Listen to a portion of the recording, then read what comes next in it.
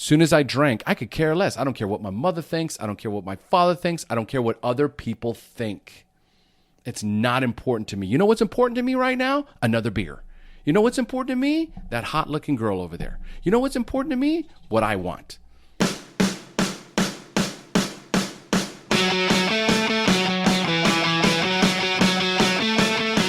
Welcome to Self-Made and Sober. I'm your host, Andrew Lassis with selfmade-coaching.com. And in this podcast, it's my job to interview people who are not only crushing it in business, but have also struggled with addiction in the past and are in long-term recovery. Be sure to join our Facebook group where we help entrepreneurs grow and scale their business at facebook.com/groups/SMC Mastermind, like Self-Made Coaching Mastermind. I hope you enjoy the show, and be sure to subscribe and rate the show afterwards so you can get notified each Friday when we put out a new episode. With me today is the life transformation coach, addiction recovery specialist, lifestyle entrepreneur, Omar Pinto. You can hear him on the Recovery Revolution podcast. It was the Share. And the acronym. Yeah, the Share podcast was spelled SHAIR, and it stood for Sharing Helps Addicts in Recovery. Very niched, right? And in many cases, it was some people, especially if they were in sobriety, took offense to the fact that I was sharing helps addicts in recovery, right? And so that's part of one of the reasons why I changed it to the Recovery Revolution. Because even that dialogue, even that conversation, even that language, as far as the difference between sober and clean, drives me bananas. So I was like, Recovery Revolution. And what's your interpretation of sober versus clean?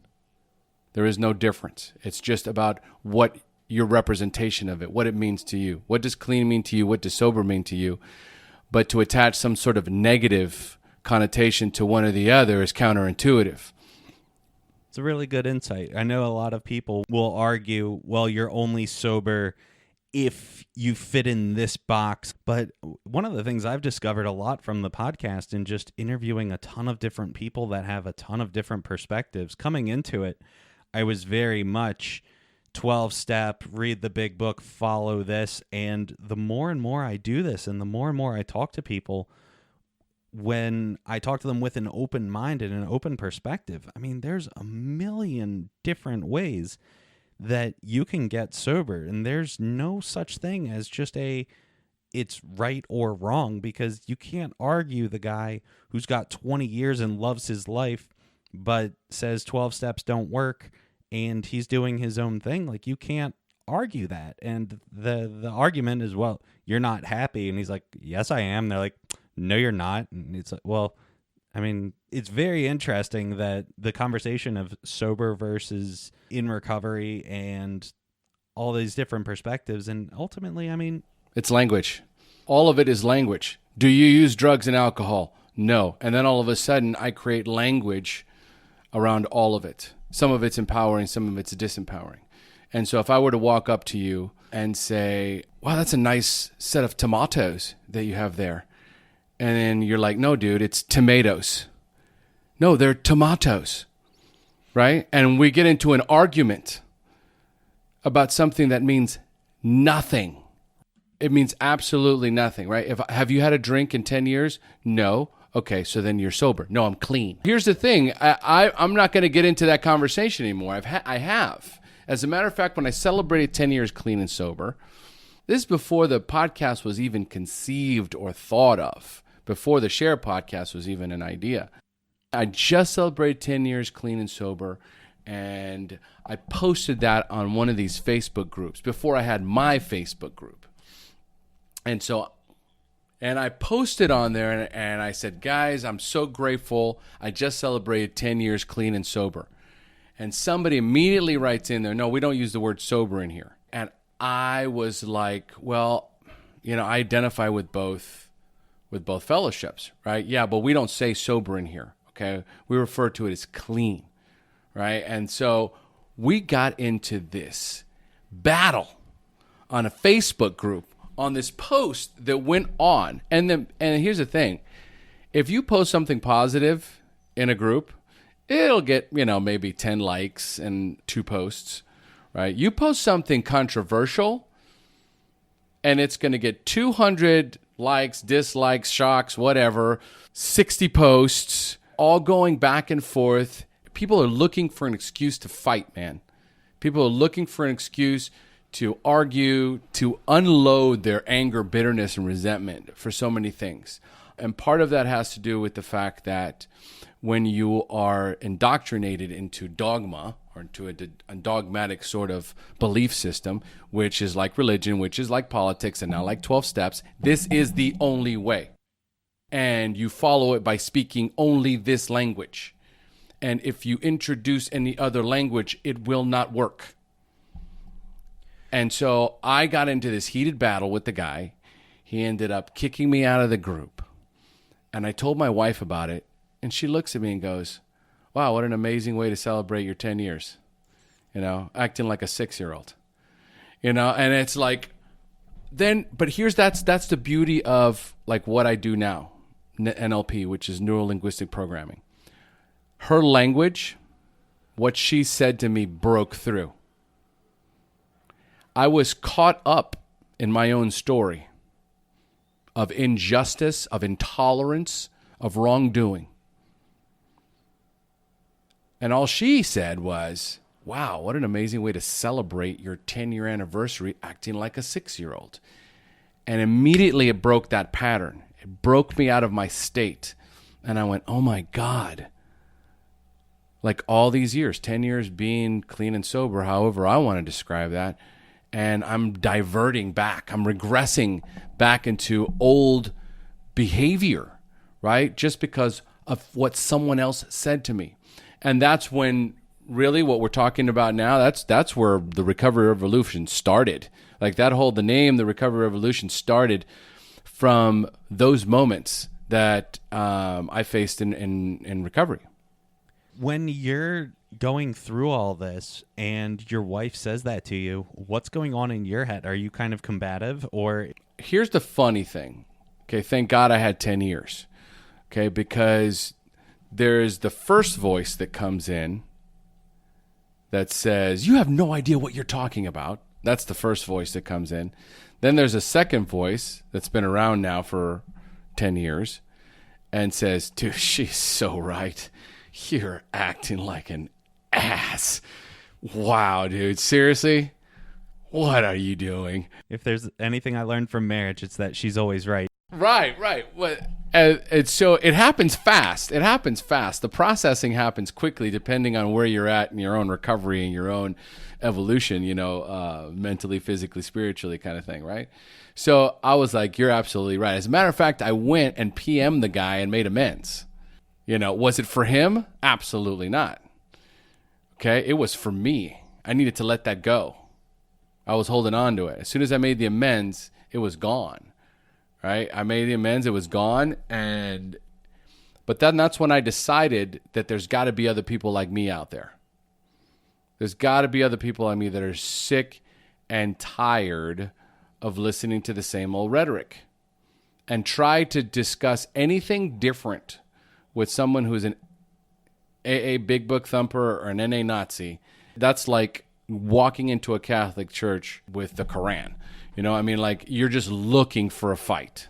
And I was like, I don't want to fight, but I'd like to open up a discussion about recovery that involves any and all pathways of recovery, any and all mindsets about recovery, any and all success stories.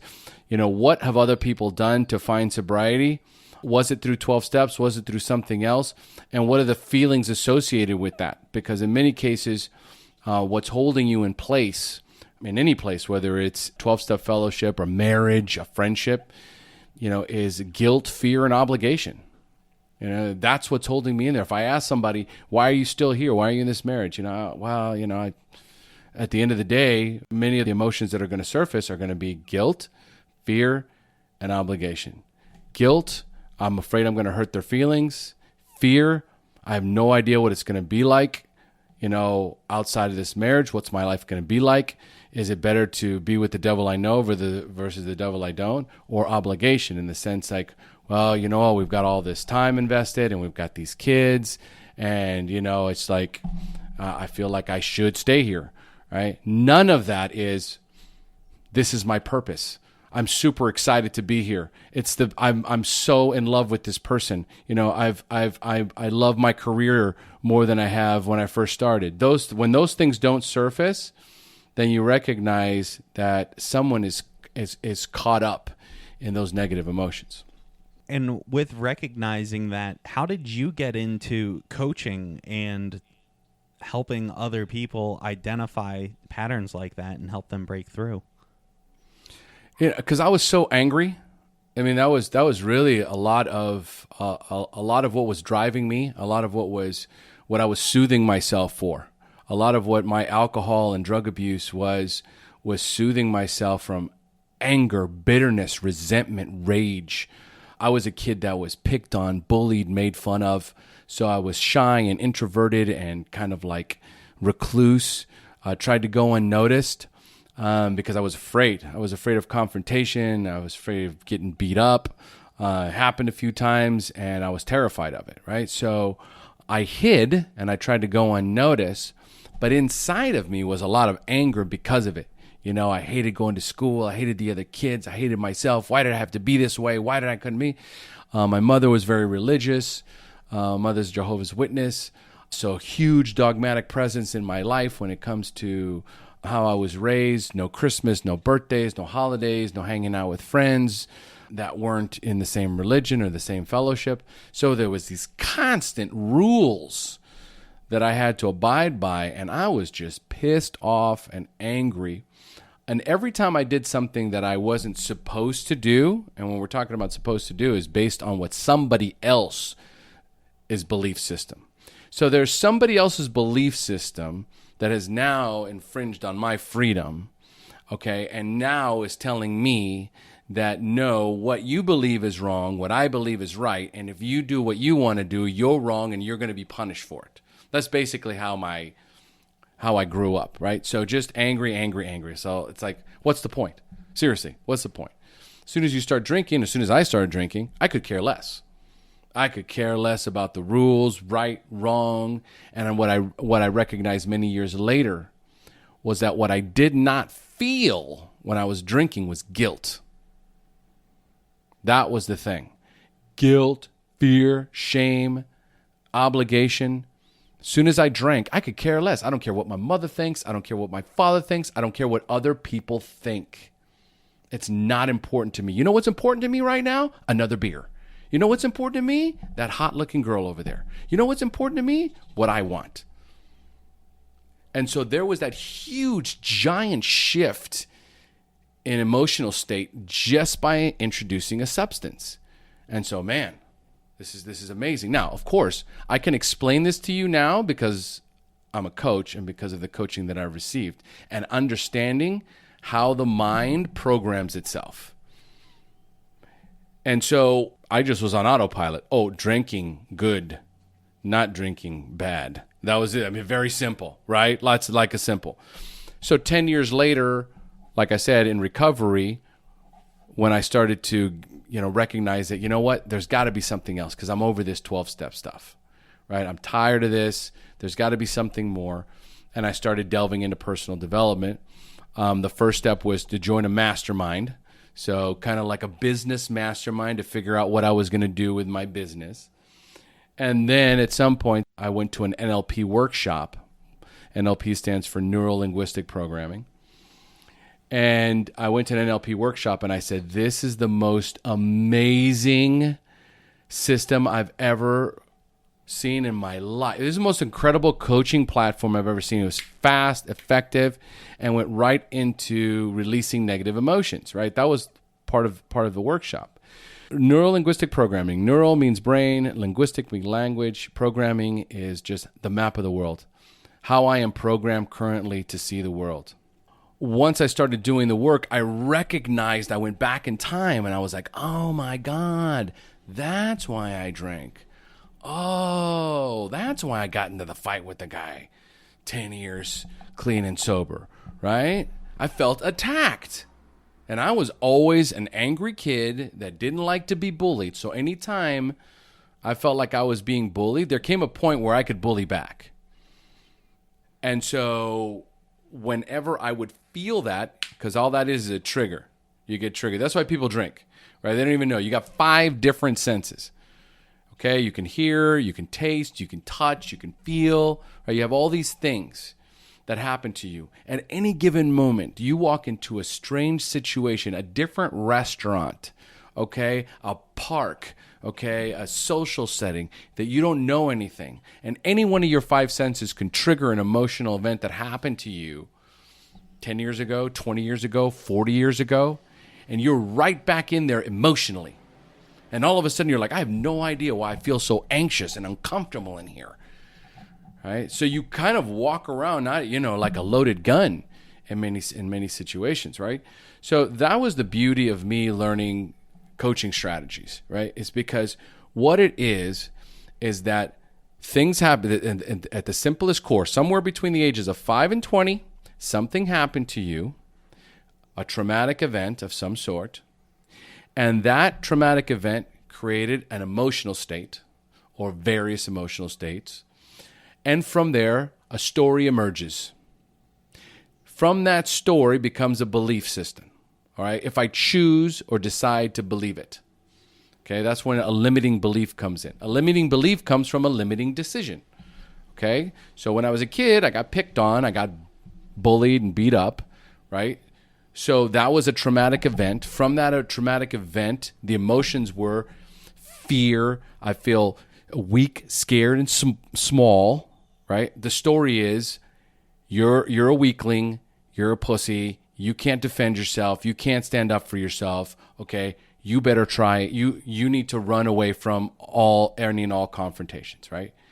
And so this is basically for some people, for all of us, really, right? A root cause event that just plagues us for the rest of our lives. And for many of us, the only way to soothe that is through alcohol and drugs.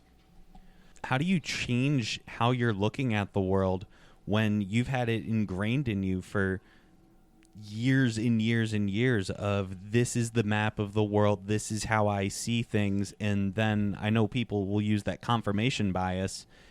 Like we'll see in some of my companies with salesmen, they'll have a mentality of I'm unstoppable, and they'll be getting sales after sales after sales, and then the exact opposite will happen.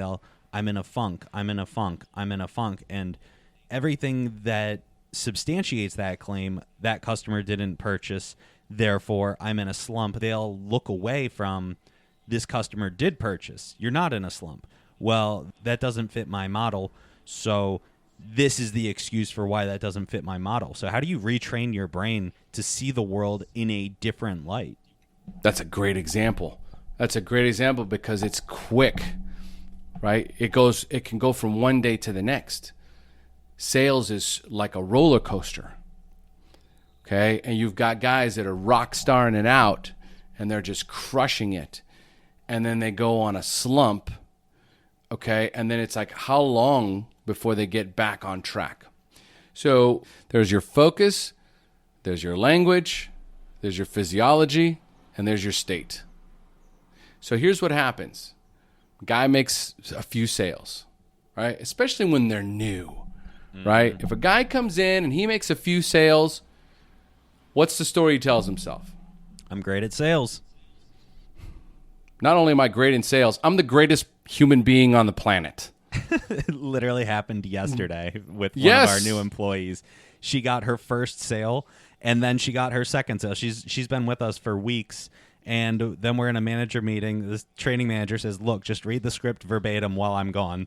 And then we come back, and she has 2 sales. And it's like, you get the confidence from the one, and then your entire map changes. But how do you get the confidence from the one? Do you have some experience and suggestions on how to get your win? The thing is, success leaves clues. So I just have to retrace my steps. I got to go back to the moments where I'm successful. So there she is, right? I just made 2 sales. I'm the greatest salesman in the world. I'm unstoppable, I'm incredible, right? There's a story. Because I made 2 sales, I'm the greatest salesperson in the world. Tomorrow I come in, I get on the call, same confidence, same pitch, same conviction, right? I'm ready. What am I focusing on? Getting this sale. Okay, what's my language? My language is clear, confident, concise. Okay, what's my physiology? I'm upright, I'm confident, I'm fucking crushing it, right? What's my state? Absolute, utter focus and confidence, right? So there it is. There's your triangle for the unstoppable salesperson, right? And this is somebody who has no training experience or has training experience, but they're brand new. So they've experienced what we call beginner's luck, right?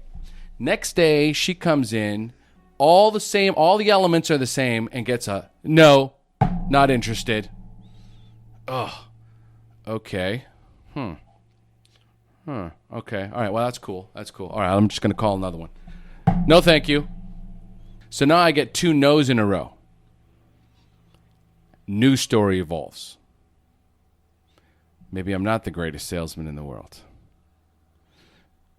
Maybe that pitch, they told me to do it that way, but maybe there's something wrong with it. I knew that word right here. That's never going to work, right? No, I'm not. I'm going to change this now, right? And so now I go from focusing on I'm going to get this sale to, God, I hope they don't get another no. I really hope I get this sale right now. I'm going to change this part of the script right here. I don't know if I'm ready to make that call just yet, right? My focus has changed. My language has changed. My physiology has changed. My state has changed. I went from unstoppable to questionable. Okay? So now if I can just recognize, hey, there's 2 possibilities here. All right? There's 2 possibilities. However, you had success over here, you had failure over here. What do we have to do? We have to remember that there was a process that works. And that in most cases, salesmen are going to get 9 no's for 1 yes.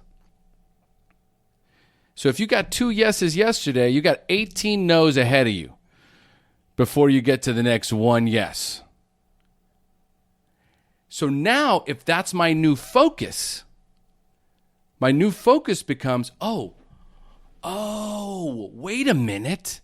That makes sense. Okay, so number 3 no. All right, I've only got 15 more no's to go. It's communication. I have to sell myself first. Everything is about selling myself first. So if it makes sense because the sales manager came in and it made sense to you that it takes 9 no's to get 1 yes, you've already gotten your 2 yeses, which means you've got 18 more no's to go. And if you get another yes in the middle, then you better do a celebration because that's just almost unbelievably unheard of, right? You're in the best, that's, 20% success. You're in the top elite 10% of sales professionals in the world. All of a sudden, my focus changes from being a failure because I got 2 no's to I am 15 no's away from success. And so just that self-talk alone plays a giant role in how people perceive the world. Is building in that buffer of understanding failure and having an explanation for it, is it just most people, they experience failure and instead of having that built in to their map, they just say, well, this map's broken and I just need a different map. That's just how our brain works. Yes. It's a lack of resiliency. It's not taught. Resiliency is not taught. Okay? Failure is not acceptable. Bad grades are not acceptable. Okay? Striking out is not acceptable. Okay? Failure is not embraced. Okay? Instead of this is how we teach you resilience. This is how it goes, my friend. This is how it works. Here, the brain needs a reason to believe. Everything is about belief. I'm sure you've heard this quote. Whether you think you can or you think you can't, you're right. And so Everyone has that same opportunity. Oh, I just can't seem to get sober. No matter how much I try, I can't get sober. I'm just programming myself over and over again. I can't get sober. I can't get sober. And inside the subconscious brain goes, well, man, this guy does not want to get sober. Okay, we can't get sober. All I got to do is change the language.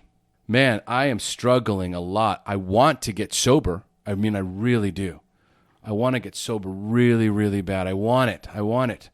But man, it's been difficult. It's hard, right? And I've been struggling a lot. There's nothing in there that is limiting me from trying something new because I want it. Okay? I want to make this sale. What do I got to do? How do I got to do it? Read the script the way we told you to. You're going off script. Okay? Stand up. Smile. You're slumping over your desk. You're acting afraid. You're focusing on what you don't want. Oh, okay. Couple of quick adjustments. It's all language. It's when someone's giving you direction, it's language. It's no different. I just have to give myself the proper commands, right? To get into state. I am an incredible salesperson. And I know what it takes to make a sale. How do you handle something where, so you're presented this map of here is how you get sober, be it 12 steps, be it whatever method you're attempting, and say the person tries it one time and it doesn't work out. How does the dialogue change when that happens, when there's immediate failure when they try something? Well, the first thing I asked them to is, what reasons didn't it work? What were the reasons it didn't work? What was it about it that you didn't resonate with, that you didn't connect with? Right? And so they give me all the reasons, right? So now I have that's all language. You know, that whole God thing, it's ridiculous. You know what I mean? I'm an atheist, right? I mean, 16 years clean and sober, and I have heard the God argument more times. If I had $1 for every time I heard that argument, right? So there's patterns. It's a consistent pattern. If you pay attention to the patterns, you start to recognize how you can help people on a higher level. The resistance here is the God thing. Okay, change the word. Take the word out. Make it something different. Okay, don't use it. Oh, but if it's not in there, then it's not going to work. That's your belief system. You know, I mean, if you believe it's true, then it is. Well, I mean, if I just change the word, you know what I mean? I don't know. And then the whole doorknob thing, that doesn't make any sense to me. What does make sense to you? You know, well, you know, my family does. You know, I care about my family a lot. They could be a higher purpose. See, once you start taking out the intensity too and the rigidity of it and become flexible. See, we like flexibility. The brain likes flexibility. We like flexibility. So it's like, I don't like something. Give me the 4 reasons why. Right? For what reason don't you like the word God? Right? Oh, God, you know, I was raised in this as a Catholic, and I had to go to church every week at this time, and I had to wear this super uncomfortable suit, and I was choking as a kid, and I hated going all the time.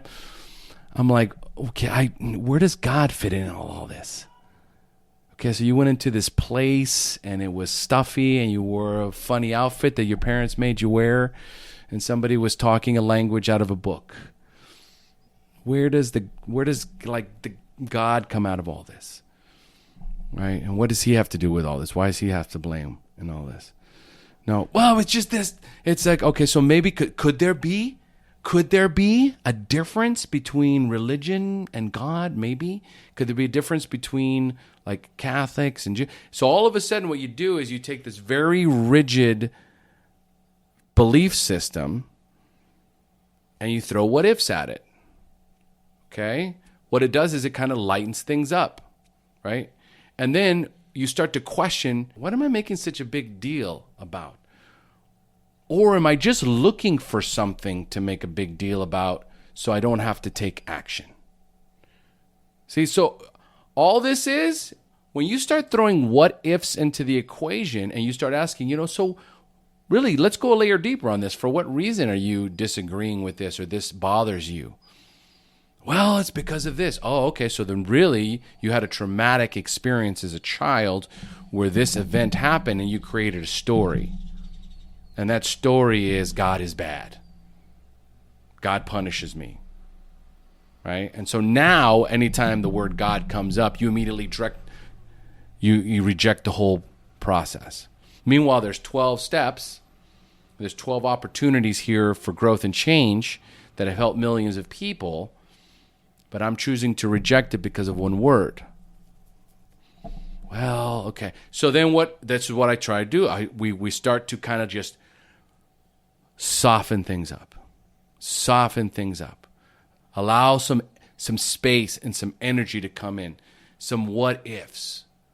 Okay. And so what if we just ignore this for right now? And let's focus on what it is that you really want. What is it that you want? Do you want to get sober? Or do you want to find yet another excuse why you can't? So these are very probing, open-ended questions that allow people to connect with their subconscious mind, and you just let them sit there. You come up with the answer. And if it makes sense to you, it'll make sense to me. But more importantly, we have to identify what's holding you back. And it can't be the word God, because it's just a little tiny 3-letter word inside of this literature that's designed to help you get clean and sober for free. My hesitation in it at first was the whole God thing. I mean, for me, it was, well, I'm smarter than religion. I loved the I forget his name, Bill Maher. He did a movie Religulous where he just basically just dispels any reason to believe in any sort of God. And I was just like, well, I mean, the whole God idea, it doesn't really add up. And here's a ton of facts backing up why this is crazy.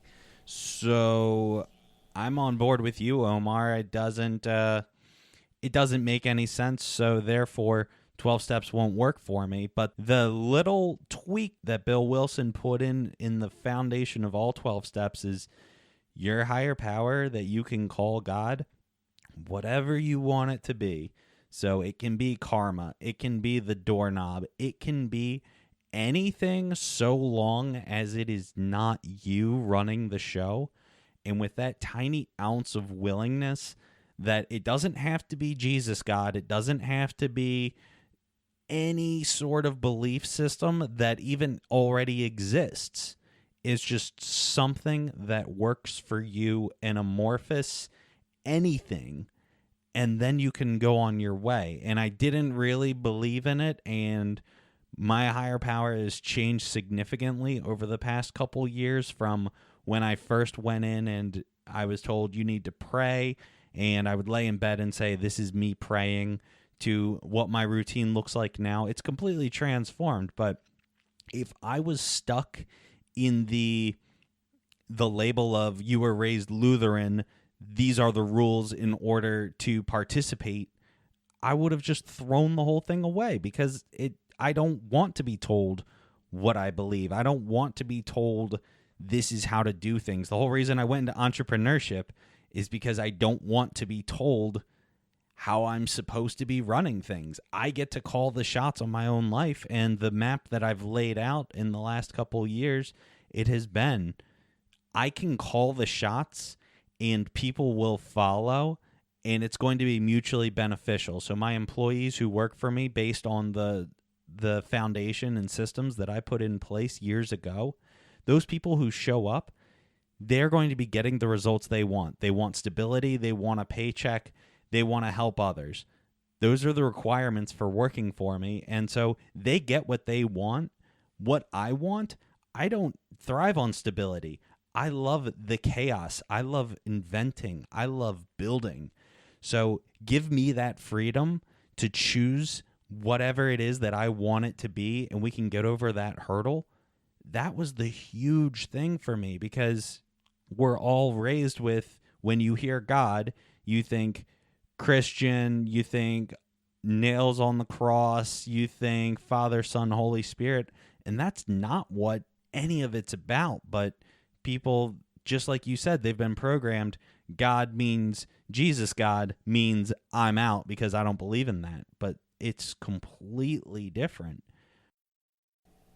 Listen, what you just said there is so, I mean, like, everything I'd already laid out is exactly what I deal with all the time, right? It's the rigidity and inflexibility that, because we have to all recognize that the programming has already been laid in for all of us. The programming is there. The word God comes up, I'm triggered. The word religion comes up, I'm triggered. We know this. We have to recognize this. And if we choose to ignore that, then we just continue to push people out the door. Oh, well, you have to. Well, you have to have a higher power. You have to believe in God. And actually, in all fairness, when people come to me for coaching, the last thing we discuss is steps. We do no's. I don't do any step work whatsoever. I don't do any traditional sort of recovery pathway. I focus on emotional healing. Right? That's what I do. I mean, once the root cause issues are resolved, then all of a sudden, I don't have a need to soothe anymore. Okay? So if my root cause issue is that I was picked on and bullied as a kid, right, and I feel intimidated, weak, small, right, when I'm not drinking, then me going into a 12-step fellowship to learn how not to drink is not going to prevent me from, still being afraid out in the world. Like, there's something still where it's like, okay, well, I was, okay, great. So I feel good about not drinking and using. And chances are, if I'm in a fellowship, I'm now hanging out with people in recovery. So it creates that safety net, right? But God forbid I'm at a work event, because this is where the relapses happen. I was at a work event. We were in Vegas. Everybody was drinking. There was some peer pressure. And next thing you know, I am drinking. But what's really I'm triggered is my childhood about being uncomfortable around people that I don't know, and there's potential danger. That's all I know. That's what's being triggered emotionally. Fear. I am afraid. What did I used to do before? Drink. Liquid courage. Now everything's fine. Till you wake up the next day, you don't remember what happened. You're outside, in the kiddie pool, you know what I mean? Or rested, right? Like, there's all consequences aside, but the truth of the matter is, until I recognize that it's like, wait a minute. Okay, so that's what was going on. All right, so now let's look at that story. What is the story? Because of this little event that happened, right? Because of this little event that happened, I was 8 years old. I was picked on. I was bullied. I was punched in the stomach. The kid won. I lost. Okay? So 48-year-old Omar, right?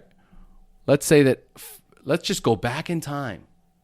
Let's just float back in time to that event. Okay, so let's get to that event right now. You're on the playground and you're looking down, right? And you see these two kids on the playground fighting, and you're one of those kids, right? And you see the situation happening, right? If you could be there right now, right?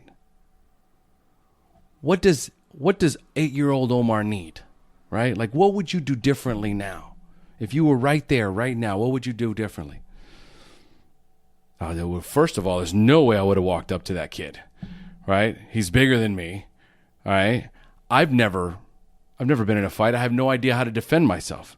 Okay, so I'd probably want to get maybe take some boxing lessons, maybe get some self-defense, maybe learn how to communicate better, maybe increase my communication skills. Maybe if I would have walked up to this kid and said, hey, look, man, my sister just came up to me, says you're picking on her. You know what I mean? Like, what's up? What's going on? Oh, well, she, blah, blah, blah, blah, blah, blah, blah. All right, well, I'll have a talk with her, all right? But, hey, how about, we agree that, it's, I'll talk to my sister. Maybe you can leave her alone, that kind of a thing. Maybe I just need some communication skills. Maybe I need some self-defense skills. Maybe I don't need to go and defend my sister in that way. Maybe I could just go to the school. Maybe protecting and defending my sister just meant I should have gone to the principal and said, hey, listen, principal, there's this kid, apparently my sister, she just said there's some kid that's picking on her. Anything we can do here? That kind of a thing, right? So all of a sudden, it's like, wow, there's all these things that I could have done, right? And so what about now? What are the things you could do now to make yourself feel better about going out into the world? You know what? I could take a Muay Thai class. I could get into the gym and work out more, right? I could get better at communicating with people, right? Maybe I could read a couple books on how to win friends and influence people, right? Maybe I could grow, become a little better version of myself so that I could be prepared for any situation, right? And so now all of a sudden, we start to immediately take out this whole, I'm the victim, this kid picked on me and bullied, I'm weak, scared, and small, into here's what I would do differently. Here's what I could have done differently. Here's how I could have looked at it differently. Maybe, I don't know, the kid was having a bad day. Maybe my sister, took his sandwich and, stepped on it or something. I don't know. I didn't ask enough questions.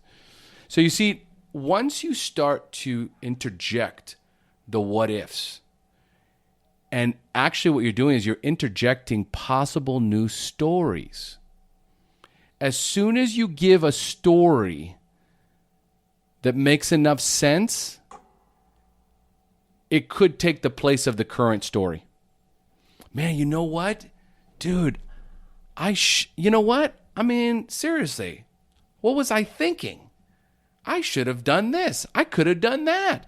And then what happens is I can do that now. And it immediately almost, you drop off the victim suit and you go into action. I am going to go take a class right now. Shoot. I am going to go,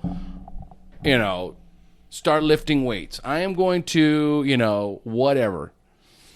And that's really what we want to do. We want to create enough challenging, opposing stories, and as much as possible, positive. So positive in the future, right? And about yourself, right? I could take a martial arts class. I could learn to communicate better. You know what? I will communicate better.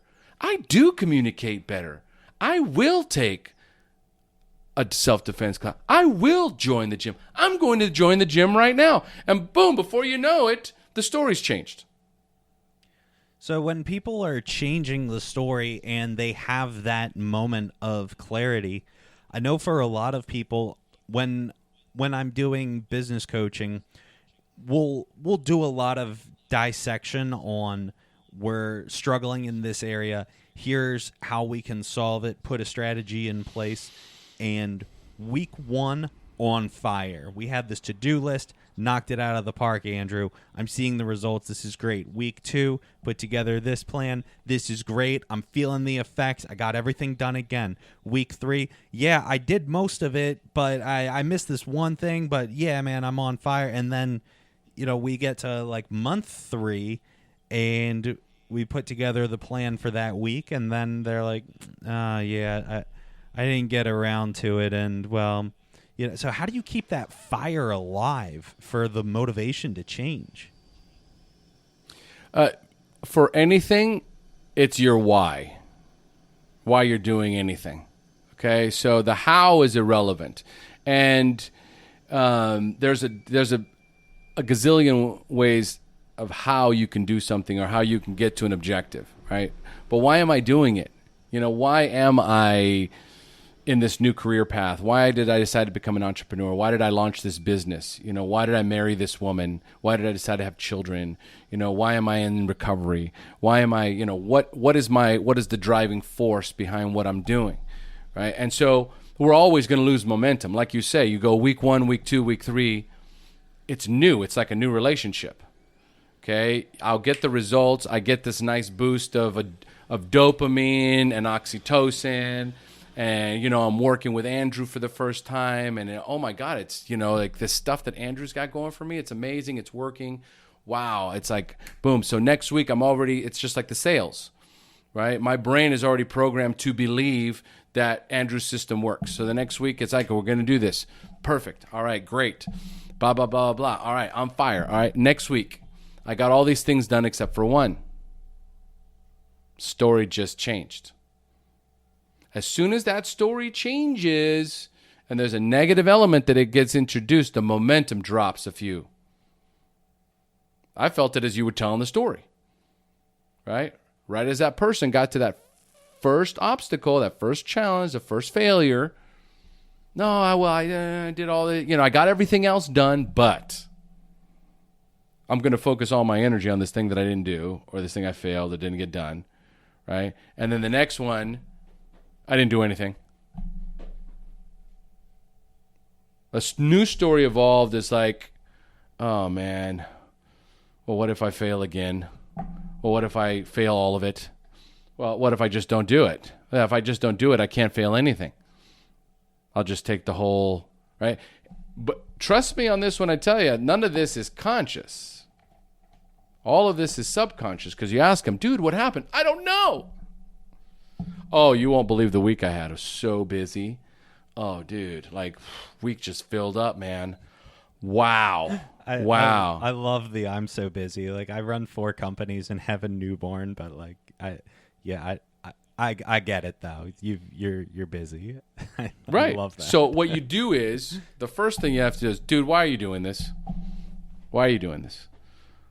Man, because you know what? I want to launch this business because I'm tired of working 9 to 5, right? 10 to 7, right? Or 10 to 8. Okay, I'm tired of the 2-hour commute. I'm tired of working on weekends. I don't have time for my family. I don't have time for myself. I want freedom, man. Like I want time, freedom, and freedom to spend quality time with my family. All right, well, dude, you're losing your focus. If we're clear about what you want, okay, then are you getting closer or are you getting further away? No, I'm definitely not doing shit. I mean, I'm definitely not getting closer.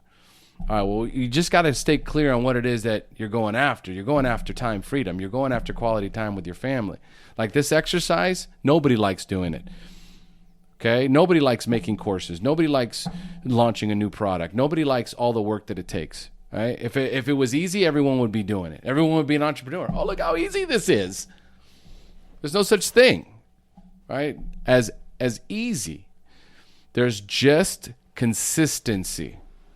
It's all it is. One day after the next, what is one action that I can take? And if I fail, what did I learn? But we have to stay clear on why we're doing this. So if this is the driving force, then we don't want to lose sight of that. No, you're right, man. You're right. No, that's what I want. You're right. All right, let's scale it back, man. Let's scale it back. One thing you want to accomplish in the next week, and then we'll touch base. And so everything is about, I have to find a way to communicate with myself effectively. That's all it is. All that, what we described there, how they got pumped up and how they fell off, is all language. It's all communication. I am a rock star. I did everything perfect. I failed. I'm a failure. It happens in an instant by one little event. That little event tailspinned into I didn't do anything. And now I'm like worse off than before. And then it's like Andrew's shit doesn't work. Spent all this money and none of this works. Everything's a story, all based on one tiny little event that pivots me in a direction because it created an emotional response. When I got success, the emotional response was positive, exciting, confidence. I have a failure, I lose hope, I lose confidence, I lose faith, I lose whatever, and I get demotivated. I lose my excitement. I guess I'll try something else. I think there's also something to be said for when you have a story and then other people will tell you that is the correct story. So just for instance, in my own experience, the company I started, it was in my living room. We didn't do a whole lot for year 1. We did 36,000 gross. Year 2, we did 1.75 million. So there was a giant jump from year 1 in my living room to year 2 having 30 employees. So the narrative in my head was, I'm this great entrepreneur, I'm this great business owner, and then I started getting the affirmation from everybody else. Andrew, we knew you could do it. Andrew, you're so smart. Andrew, you're so successful. You're the next insert famous person. We're so proud of you. And that's, but I fed into that. And I kept doing the same things that I was doing, and I was getting great results, and we were growing. And then we weren't growing. And the narrative in my head was, well, what am I doing differently? Am I failing? And I have the ability to take an outside perspective on my life and look at it in a very black and white, almost robot-like way. And I know that most people, they hate doing that or just don't have the capacity to see things. And I mean, it's literally impossible for us to be completely objective in viewing our situations. But I feel that I'm better at it than most. And so I then struggle with, I have recognized this is my truth based on this objective observation. And then I'm rivaled with the outside people that haven't taken the objective look, and they're still telling me my story of, Andrew, you should go on vacation every other month. You earned it. You deserved it. You don't have to worry about that company.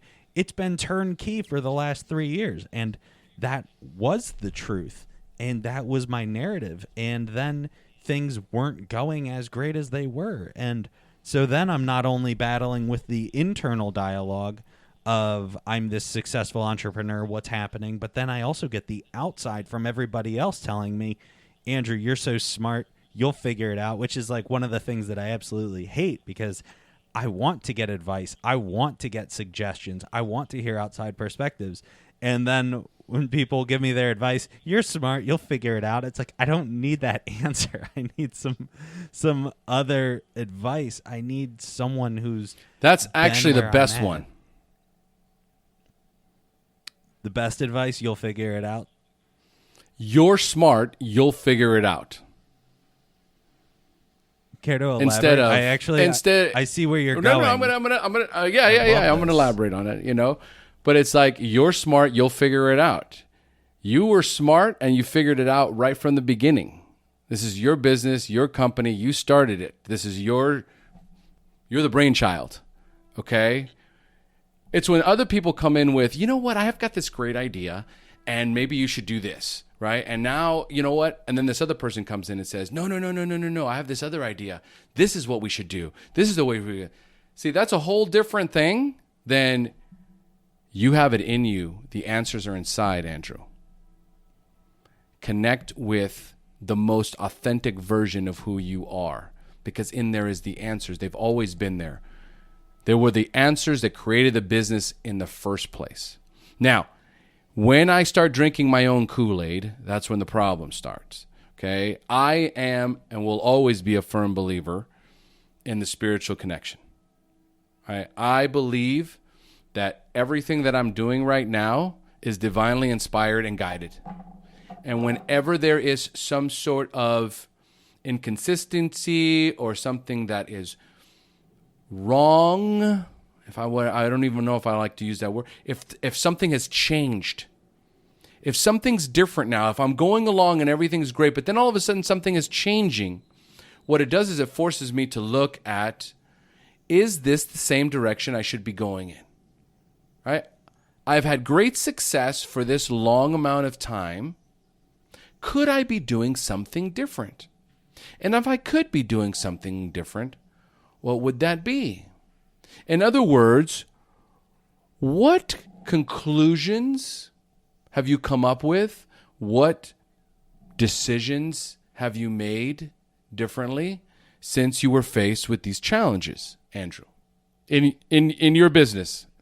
There's been so many. I mean, just the entire landscape of the remote IT world, it's a completely different world than it was 5 years ago when I got in. It was the exact right moment, and I had met the exact right people and had the exact perfect acquisitions and all these opportunities. They lined up with happy customers, and just there were so many things that were going in our favor that were a lot of right place, right time.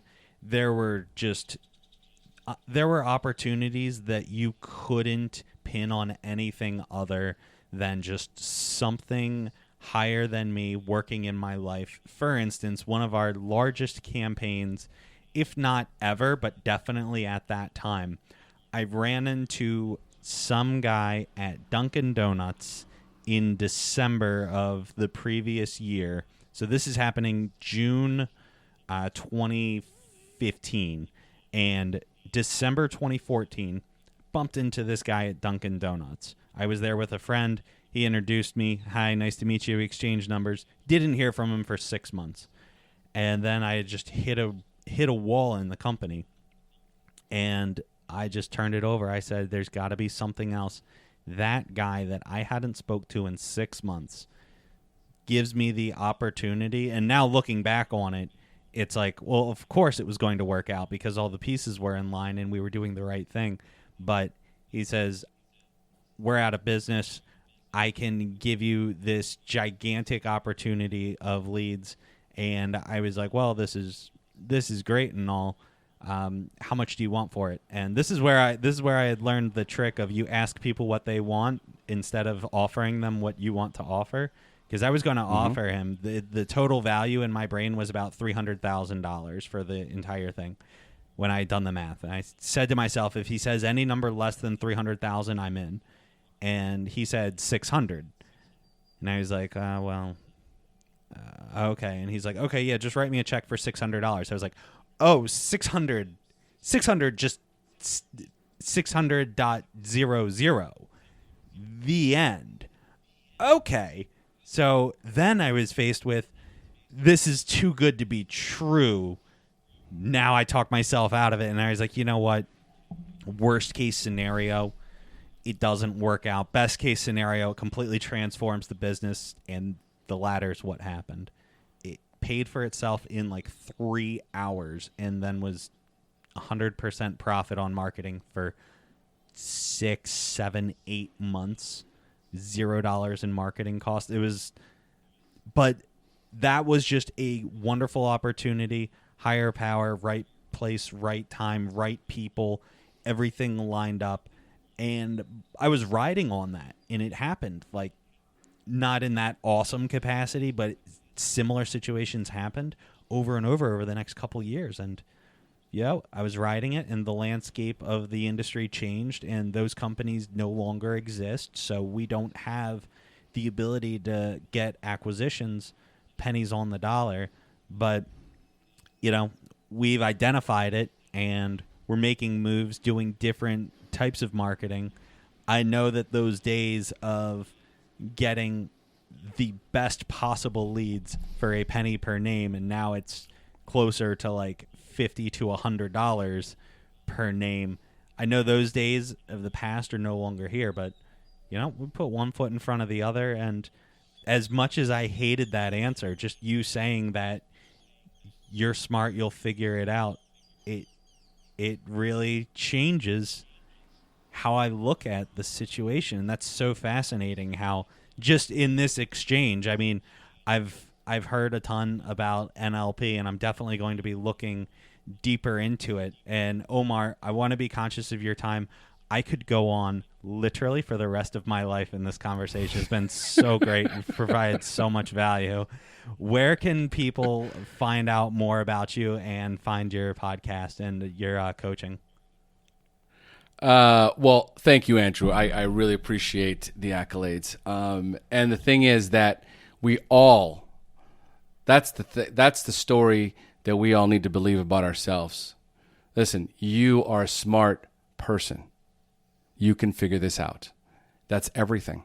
The thing is, When I don't believe that I'm a smart person, that's when I get triggered. When somebody says, you're a smart person, you'll figure it out. I'm not a smart person, right? I was lucky. I don't even know how this happened. I'm going to lose everything tomorrow, right? So I'm attaching another story, to that comment, right? And all of a sudden, you just attached a different story to that comment, and now has an entirely different meaning. And moving forward, when you get stuck, you're going to say to yourself, wait a minute, Andrew, dude, you're smart enough, man. We can figure this out. We always have. Boom. And you go right into it. And then my next step is connect with your higher power. Right? Like, that's all I'm going to say. I'm a coach, but I'm always going to say that when you work as hard as we do, I know how much work you've done, Andrew, and I know how much work I have done, okay, to get to where I am at today. So it's not the work that we're lacking in, okay? So there's people that are sitting on the couch going, nothing's happening for me. Nothing will, okay? Faith without works is dead. But once you're in the trenches, you're doing the work, you've got the years and the experience, and you get caught wondering, oh my God, I don't know what to do, I'm in trouble. Trust me when I tell you, that's the time where your connection with your higher power is going to make all the difference. Okay, you sit in silence for 7 days every morning, the answer will come. Period. That's all I'm going to say. The rest of it is you can reach me at www.omarpinto.com, or you type in just Recovery Revolution Podcast. That's recoveryrevolutionpodcast.com, right, to listen to the podcast, or go to iTunes, Stitcher, Spotify. Good Lord, you just go to Google, type in the Recovery Revolution, it'll come up. But the easiest way to find me is go to omarpinto.com. It'll have where to contact me, all my social media, my coaching, everything. Awesome. Well, Omar, this has been so incredible. I really appreciate everything that you're doing, and have a great day. I really appreciate it, man. You too, Andrew. Thanks for having me on the show, brother. Thank you so much for listening to Self-Made and Sober. Be sure to join our Facebook group at facebook.com/groups/SMC Mastermind, like Self-Made Coaching Mastermind. I hope you enjoyed the show, and be sure to subscribe and rate the show so you can get notified each Friday when we put out a new episode.